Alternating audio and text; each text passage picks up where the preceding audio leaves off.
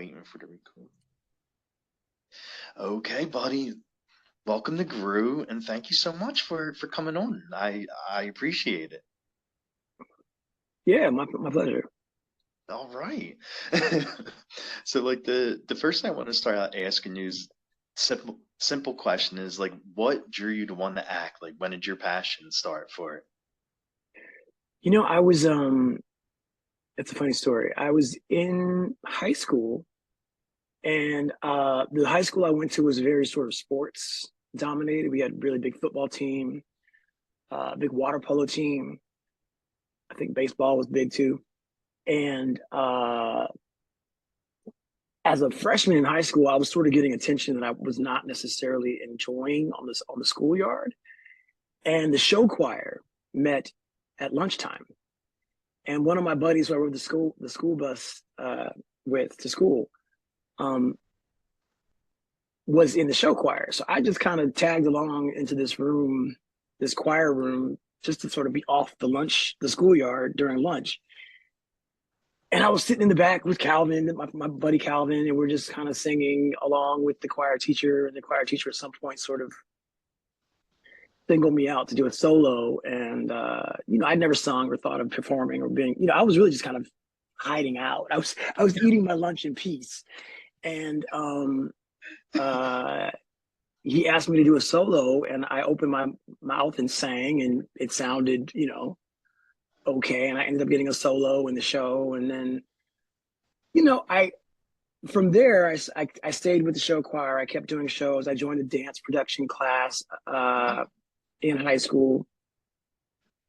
So I was sort of on stage throughout high school, and then I got to college, and because I had spent so much time on stage, I didn't expect to be.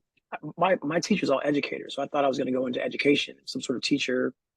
I was Yeah. doing a lot of ethnic studies, sociology, African American studies classes, and I took an acting class just to sort of, stay connected to this experience I had in high school, which is being on stage. And from there, I auditioned for a play. It's all sort of like I'm just kind of sitting here and things are happening. I auditioned for a play. Someone asked me to audition for another play, and then got involved with a theater troupe that was based out of UC Berkeley. One of the grad students who was teaching acting was also doing a theater troupe. Well, the theater troupe actually started at school, so we were doing plays at school that he eventually took to San Francisco because they were sort of gay themed, very academic, but also hilarious and gay themed. And the shows went to San Francisco, and I went with them, and this theater troupe developed. So I was doing theater most of the time I was in college. Wow. And then I finished college and I moved back to LA, and I was like, well, I guess I'm supposed to be acting because that's all I really know how to do. So I got an agent, I got a commercial agent, and booked a couple movies, booked a film called Circuit fairly early on. And I just kept working, and that's all I've really figured out in the how many years has it been? 28 years since college. Is that right? Wow. Not that's wrong. 20, let's see. No. Yeah, that's right. A, Wow. a 28 career in theater and acting. Yeah. Seems like a long time, doesn't it? So that movie you mentioned, Circuit, like I seen that movie years ago when it first came out. I remember watching it. It was a really good movie. Like it shows you like the the dark side sort of like drugs and sex. And Yeah, the party life goes. You only end up going in one direction and eventually, right? I thought it was very well done. I didn't have much to do in it myself, but I thought there were some very cool uh, dynamics played out in that. There's one scene in that film that I to this day think is one of the coolest things I've ever seen. It's when the main guy is high in a car and they're at the stoplight and a dog reaches out from another car and he and the dog like have this connection. It's very like, how did you even shoot that? I wasn't there that day, but I still see it and go, that's amazing. yeah. So yeah. Yeah, he was definitely tripping out in that scene, right? Yeah, yeah. And I think we all got to trip out with him because that dog scene was I know, something I know, it else. was crazy. It was. And the one of your big big big roles is playing Noah's Ark. And Yeah, how did you wind up getting the lead, like playing Noah? kind of a similar story. I feel like I'm just sort of falling into things. So, let's see. My friend Steven Davis in Oakland had hipped me to Patrik-Ian Polk's film Punks. So I knew who Patrick was. I was familiar with his work, and I enjoyed the. I don't even know if I'd seen the film Punks at that point because it was sort of hard to catch if you weren't at the film festival where it was playing, right? So it wasn't at the movie theater where in Berkeley where I was or had been or whatever.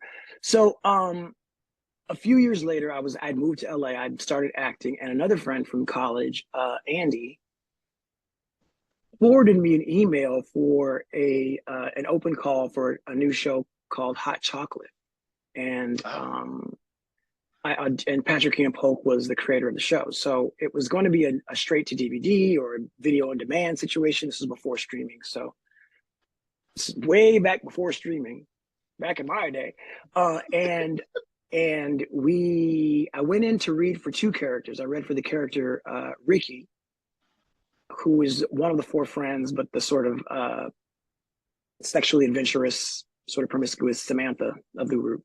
yes, yes. And then one of Ricky's conquests in the first couple episodes, whose name was Dwayne. He was a store clerk in Ricky's store. And I booked the role of Dwayne, the store clerk. Oh, And I was, Dwayne was just like a hot homo thug, basically, just like a hot gay black guy who sort of talked with some swagger. He had some swagger. And I was amped. I was like, great, I got a gig, cool. yeah. And a couple, well, I say at least a month later, Patrik-Ian Polk calls me and said that he had been doing some thinking and he had changed the show's title from Hot Chocolate to Noah's Ark. And he'd also done some rethinking on the casting. And I was like, oh, dang, he's going to replace me. Like, I'm not going to play Dwayne. And he was like, I've decided you're going to play Noah. And I had never read the character Noah. I had no idea who Noah was, but he had just told me that the name of the show was Noah's Ark. So I was like, Well, yeah. okay, that sounds good to me. Okay, I'm down. So that process was actually interesting because the first few iterations of that show were little clips that he shot basically in his apartment. We eventually shot a pilot, sort of a very rough pilot, but there had been, I think, 2 or 3 little short film clips that he had done to introduce the characters. And in each of those clips, I'm still trying to figure out who Noah is because there really wasn't a prototype. You couldn't say, just be this character that like Keith on 6 Feet Under. You're basically Keith. There was nothing like that, right? There was no Noah that we had seen on TV before. So Yeah, exactly. he couldn't say, think, you know what he said? Think Carrie Bradshaw. And I was like, but I'm a black guy. How do I play Carrie Bradshaw? And ultimately, that's kind of what he became. Like he's going to hate that I say this, but there were points when, I probably shouldn't say this, but there were points while he was directing me when, Darryl would come out too much and he would go, nope, put the white girl back in it. So you see that characterization, it really colors who Noah is. Like there's a bit of softness, a little bit of obliviousness, and sort of a frivolity a little bit. Like he's a little bit airy, and I think that's who Noah ended up being. Yeah. Not too edgy, soft, sweet, kind of innocent, at least we think. So that's how I got that role.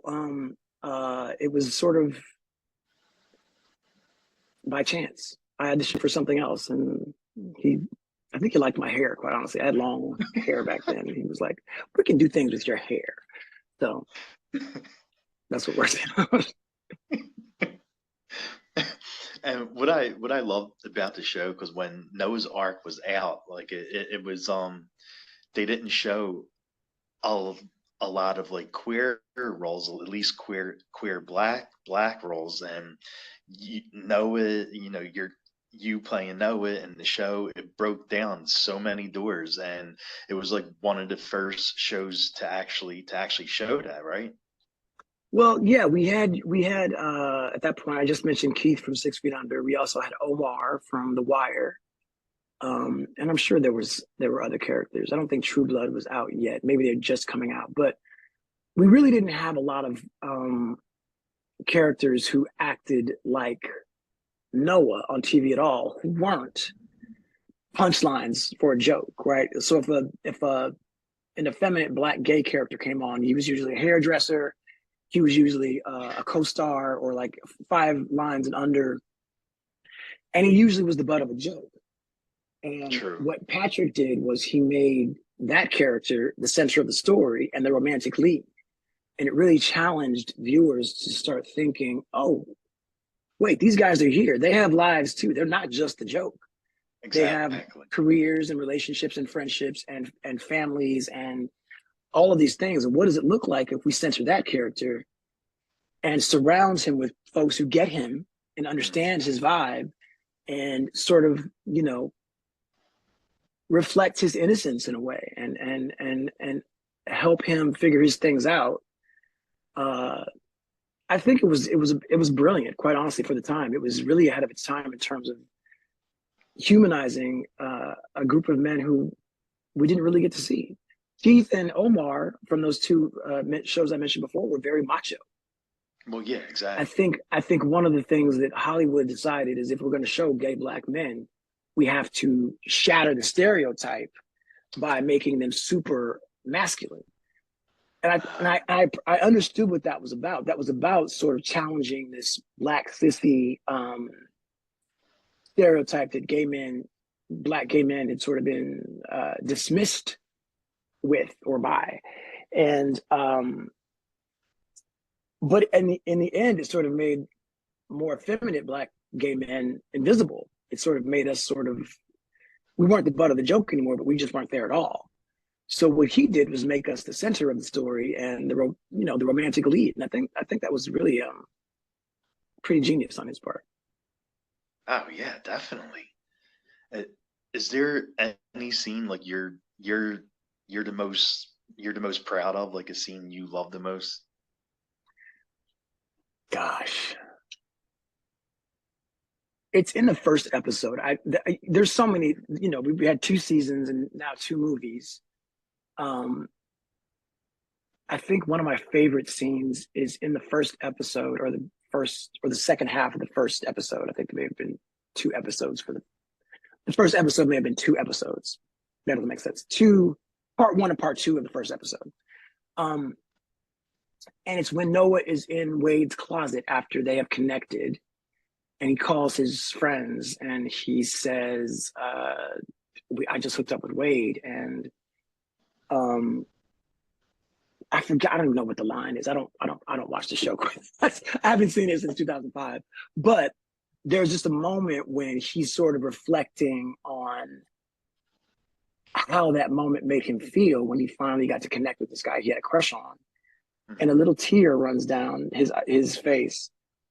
And it's one of those moments where I'm just like, how did they even catch that on film? It looks like I know what I'm doing. And I was very green at that point. I'd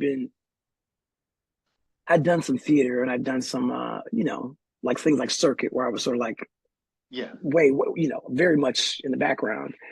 Uh, but to sort of be the lead in a show and to really have to uh, share emotionally complex moments on film, I really was sort of getting my feet wet with Mhm. on that show.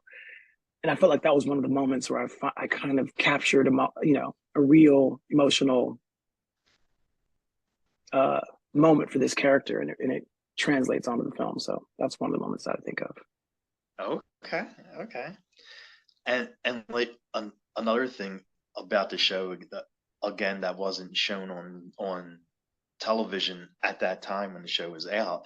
Like what was it like filming like the all male three threesome scene? Because like I said, at that time on television, like if people saw three threesomes, they usually had a girl in it.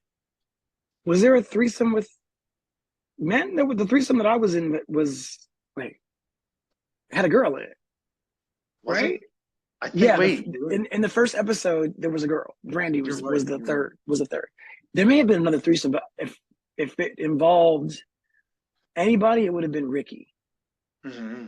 not my character. I think there may have been a threesome like in a bathtub or something with Ricky, but Yeah, yeah.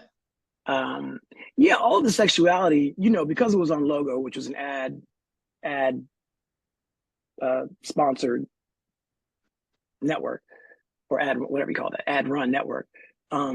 We couldn't be too raunchy, which was kind of a blessing Well, for yeah. the actors because we had to for the stuff that we shot before Logo was involved. He was kind of pushing the envelope in terms of what the actors were comfortable with. I think for sure, but also I think in terms of what people were seeing on screen with storylines. Like it wasn't porn, but it was. Yeah. There were some moments where you're like, "Whoa, that's." One of the clips that we shot before the show was picked up was about Wade and Noah having sex for the first time and the condom breaking or something like that, and there being this whole conversation around, Right. Yeah. what do you do if the condom breaks, and and it looking back, it was pretty graphic and pretty out there for what we were seeing from TV characters. You know what I mean? So, yeah, I think a lot of what we sort of got into in the actual series, was tempered by the fact that Logo couldn't show too much or didn't want to show too much. And I know there was a storyline for another character, Chance, played by Doug Spearman, where what was written was that neither one of he had a husband on the show, Eddie on the show. Yeah. And neither of them wanted to bottom in the relationship. And then Eddie, played by Jonathan Julian, ended up cheating with somebody else. And then Chance drove his car into that person's house. Now, Logo was not cool with there being a conversation around who was bottoming in the relationship. So it was rewritten to be that, Eddie had a thug fetish, and that's why he was cheating. It wasn't because Chance didn't want to bottom. It was because Eddie had a thug fetish. So DL Thug Lover was introduced. Yeah. So it was a lot of the stuff that we were talking about, like I said, was sort of tempered by the network. Yeah. And the great thing is that we did get to discuss HIV and AIDS, which I think was and it's still a really important topic for Black gay folks in particular. I think that we were at that point looking at crazy numbers statistic wise in terms of how Black gay men were being infected with HIV and not knowing about it. And I think that there was a really important conversation on that show about getting tested, destigmatizing it, all that stuff. I think that was one of the really important things that we did get to do, even though the network was very cagey about there being too much sexuality. Oh wow, okay. And like when you're ready to when you find out like you're gonna do a nude scene, like do you get scared at all? I mean, like do you get nervous because like you know everyone's gonna see you? I think I probably got less nervous then because I was 30 and I had a banging body. But I do think that there was always there's always a level of discomfort when you're dealing with nudity on set or sexuality on set. There's always this like, oh God, we have to do that scene next. And it's yeah, there's always discomfort, and there's always, the trick is you have to be very clear in choreographing everything, so it feels very technical while you're doing it, but it has to look like it's happening in ways that feel spontaneous and sexy, right? So everything has to be very choreographed, so you feel safe, and you're acting. The other actor feels safe, and but yeah, it's never a comfortable situation to have to get naked. And as I said, because logo was everything had to be PG. There wasn't any real nudity on the show. If anything, you'd see like maybe a sliver of a backside or something, right? It wasn't like you were seeing anything. Oh yeah. Too intense. So. And what did you love most about like playing Noah and about the show? Kind of what I was just mentioning, just that we got to reach folks and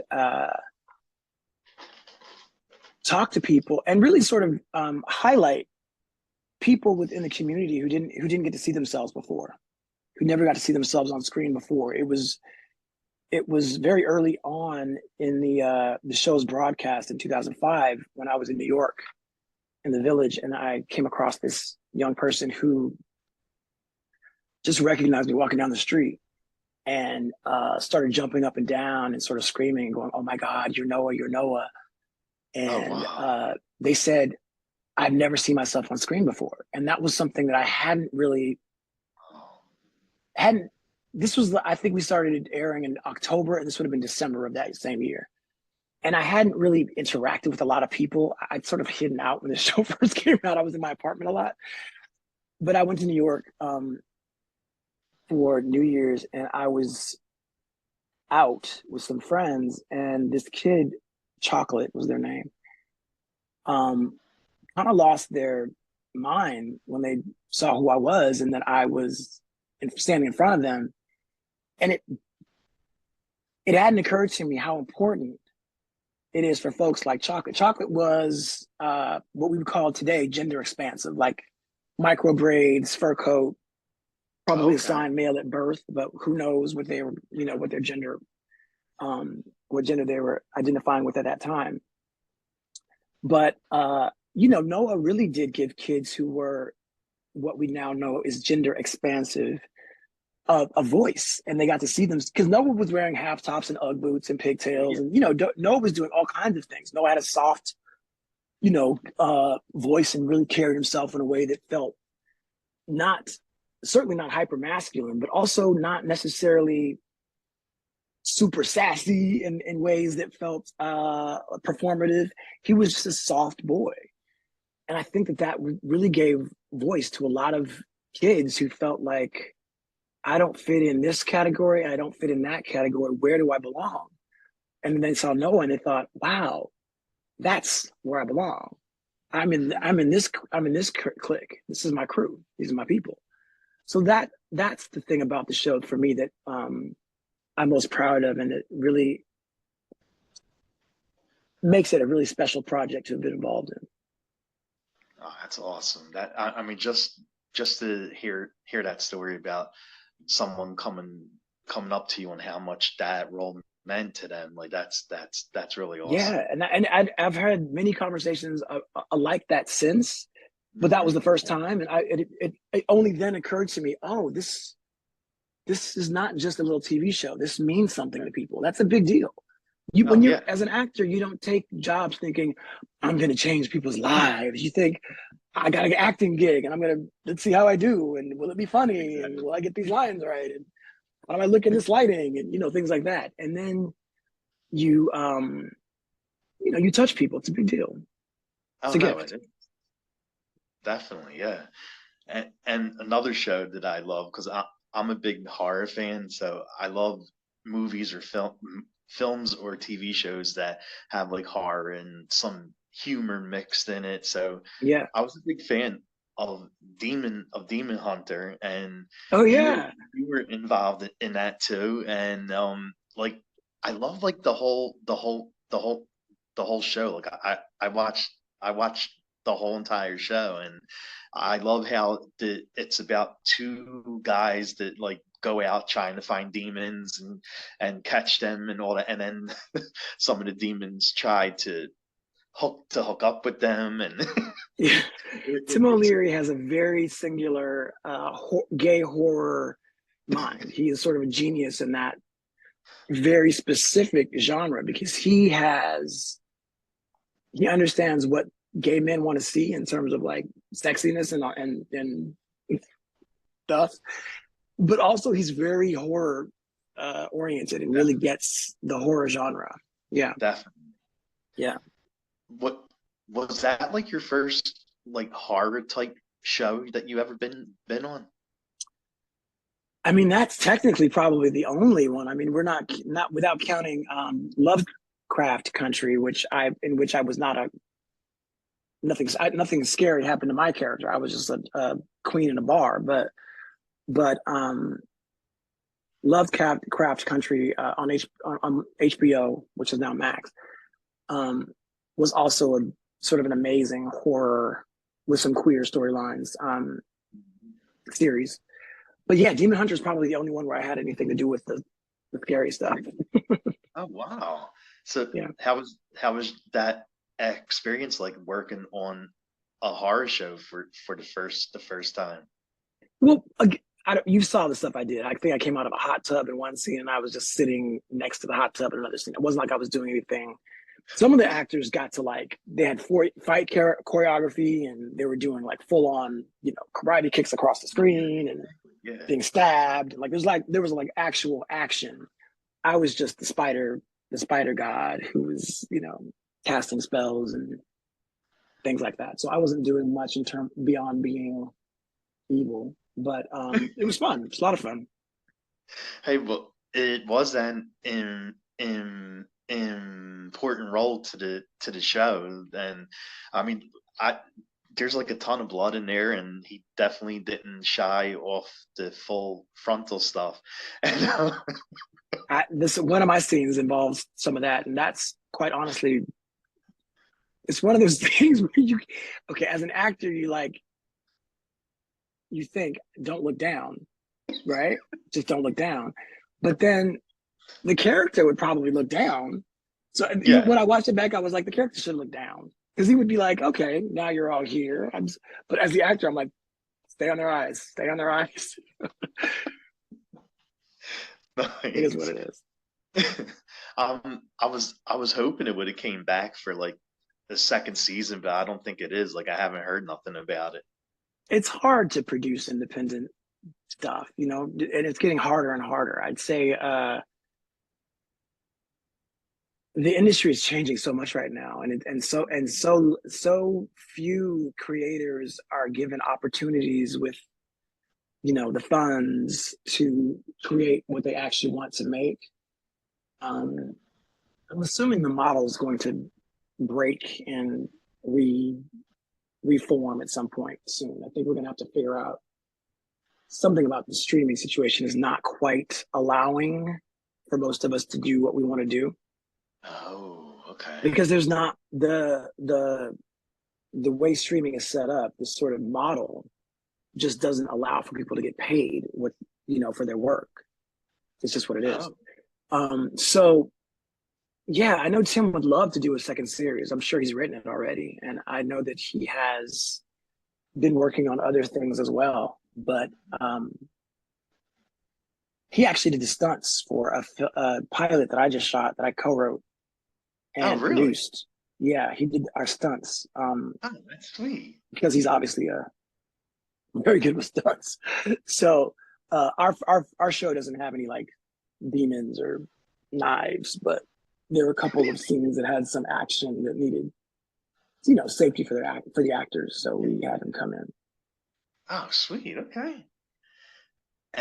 And boy, Coulture, like you were in the 2006 film, I believe, and you came back for the newer one, the Generation X, and it's the same role that you're playing, right? Oh yeah. We Derek Magyar, who played X in the original film, also comes back for the what was going to be a limited series, like 6 episodes. was reconfigured into a film, which I think sold better at the time for whatever reason. But when you watch the second film, Generation X, you can see that it's sort of 6 episodes pieced together. And it was great working with Alan Broca and the producers on that show again, and Derek. And the character Andrew that I played in both films is such a cool role for me, because we shot the first season of Noah's Ark the same year that I shot Boy Coulture and another film called Another Gay Movie. And those three gay men were so different. Like Andrew was just like sort of very gruff boy next door, didn't speak well in terms of expressing his emotions, but was very loving and, wanted to be loved. And then Noah was, whimsical, romantic, high fashion diva. And then Angel from the other film was just a freak. So there was a lot of diversity in the game that I got to play in 2005. It was kind of an exciting year. Oh, okay.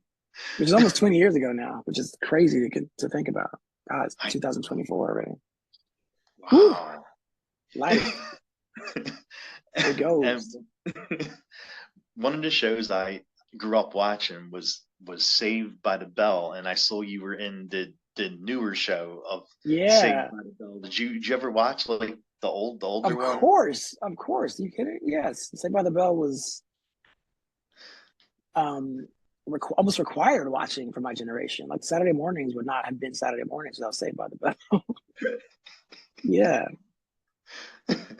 I know, like I would be like glued to the television set every week when the show was on, and then I would be singing this song like all day long because it was like stuck in my head. And yeah, it's a great, and it was the reboot. I thought was a lot of fun. I loved what they did for the reboot. It felt like a very fresh and true to the original. It felt like the vibe was the same, but it also felt very fresh, which I thought was cool. Well done. And I love that they still have Zach and Kelly married. Yeah. And Mario was there too. Or what was his name? Slater. Slater was there too. Slater, yeah. And you don't only act, but you do music and you write books. And you wrote a couple books like How to Get Your Life Good and Shortcomings. And what were the books about? Shortcomings is a novel. How to Get Your Life for Good. Required reading. How to Get Your Life for Good is the second book. And that's more of a sort of like a motivational memoir. It's more sort of about my life, the lessons I had learned thus far. I think that was 2015 or 16. So I've learned quite a bit since then, actually. But the novel was about these kids who, let's see if I can sum this up. It's sort of, it's a lot of characters, a lot going on in the novel, but at the center are these two kids who finish high school, don't have any direction. One of them is being asked to leave his parents' house, like get a job and get out. Wow. And the other one gets propositioned while he's cutting his front lawn to do porn. And he doesn't tell his friend, but he asked his friend to drive him to San Diego to do porn. And then the crazy wackiness ensues, like drugs and sex and craziness happens. Shortcomings. That's what Shortcomings is about. Yeah, you probably didn't expect that. You're like, really? That's what your book is about? Yeah. And my cousin, who's in her 80s now, read it. She was like, wow, that was a lot. And I was like, yeah, sorry. Yeah. It's quite graphic. It's very I don't know why I did it. For some reason I was just thinking, why not do something no one's expecting? This was, I think, 2012 or 13 or 11. I don't even know. But I had free time. Like I wasn't getting a lot of acting work, and a creative brain wants to work. So I would just go into the coffee shop down the street and writing. And then I had like all these stories, and I found ways to weave them together. And I was like, well, let's just put it out there and see what happens. Like some of my cohorts were putting out calendars, scantily clad calendars. And I was like, well, I'm Yeah. not going to do that, but maybe I'll put out a novel just to see. Well, I mean, if you put out one of those calendars, I'm sure it would sell well. Maybe in 2013. I don't know about 2024. It'd be with my toddler sitting on the couch, different positions. And you also create your own songs too. And is That was also a while ago. That was probably around 2012 as well. Yeah. I had free okay. time. I had some free time. I had time, as the kids say. Yeah, it was another, songwriting is kind of another facet of storytelling in my mind. And it was a way to sort of get some thoughts out in ways that felt different and original. I don't consider myself really a singer. I know too many like singers to call myself a singer, to people who actually sing and open their mouths and beautiful things come out. But, I also don't really play music, but I sat at a keyboard and made beats and played chords and sang to the chords and, wrote songs. And they're somewhere. I think they're on my website or something. They're around somewhere. Some of them are. I think 5 or 6. There's 20 or 30 somewhere, but I only shared a few. Yeah. Yeah, like I said, I had some time. And it was something that I was like, why not? I'm sitting here. I can open my mouth. Sound will come out. I can write words. I can read those words. Why not? And what do you like doing during your free time when you're not acting? I don't have a lot of free time now. Like I said, I'm a dad, so I'm busy. So today was like the one day I had to do anything for myself, quite honestly. So now, if I have a minute to myself, I will go on to, Spotify or something and listen to some new music. And I'm still a music head. One of the reasons I got into music is because I'm such a music head. I love music. It sort of fuels my life. And I felt like, I don't really remember what. Oh, my writing partner, Kyle Patrik-Ian, asked me to help him write some stuff. And I was like, oh, I can do this too. Kyle and I write scripts, but he was working on a musical. He asked me to write some music and Really with him and stuff. Yeah, so it was sort of like somebody asked me to help them write lyrics because they thought that they knew I was a writer or story or the book for this musical. And as we were writing the book, which is the story, the word spoken in a musical, he'd already written most of the music with another writer. But he and I started writing songs too. And then I was like, oh, I can write songs. So I'll just start writing songs on I'll work with Kyle, and then I'll go home and write my other stuff. And so it just sort of spun out of that. Again, it's a situation where I didn't mean to, or I didn't plan to. It just sort of like, oh, I can do this. Why don't I try? I'll explore that as well. It all sort of happened. I think the years of around 2011 to maybe 15, I wasn't working a lot, but I was feeling very creative and very like I had stuff I wanted to get out. I also produced a television show at that time called DTLA with Larry Kinnar. Oh, nice. I acted on it, wrote some of it, and was involved in all the behind the scenes of trying to get it created and made. And it was just this year where it was during this stretch of a couple of years, I wasn't getting enough work to live. You could be an actor and maybe get 4 or 5 jobs a year. And if they're not serious regular jobs, you're working 2 or 3 days, 5 times a year. That's a lot of free time, right? So, I just felt like I had all this creative energy that I needed to do something with. And so I did. Actors, I think a lot will often have these periods where they feel like, okay, I have stories in me. I got to get out. What am I doing with these stories? I got to get them out. And if you're not a writer, hopefully you have the good fortune to be working and creating stories with writers who are putting you in stuff and giving you these jobs. But Definitely. if you don't, then sit down and write the stories. And that's what I was doing. Okay. And you say, you love listening to music and doing music. Like, if you were gonna do a karaoke song, what do you think you would sing? Probably Private Dancer by Tina Turner, only because it kind of Nice. works with my voice. All right. And I like the drama of that song. Yeah. Definitely. That's a great song. I love that song. Yeah. Me too. And as I said, I'm a big horror fan, so I always ask guests this when they're on. Are there any horror films that you like to watch? Horror films. I know there are. I'm blanking on what they would be. There was a film. Was it called Goat? No.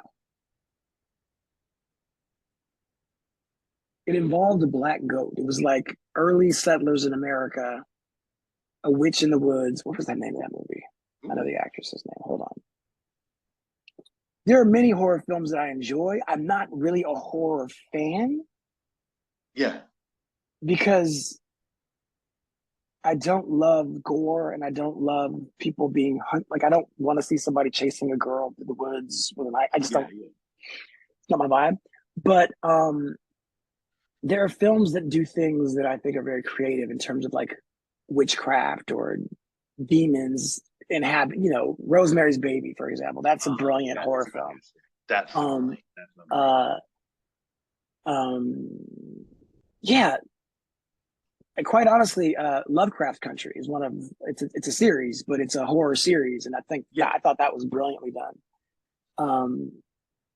Yeah, I'm not a fan, but I have enjoyed quite a few horror films and be like, wow. Something I would say that really kind of messed me up in a way that I didn't expect to. There was a film called Hostel. Remember that movie? Oh my God, that was crazy, that movie, yeah. Because it felt too real. There was something about it that felt like you could travel to Europe, stay in a hostel, and in the back of this hostel is this thing where they're taking kids and weirdos are paying too much money to chop them up. And you're like, that could happen. That's completely within the realm of possibility. Oh no, that movie kind of messed me up.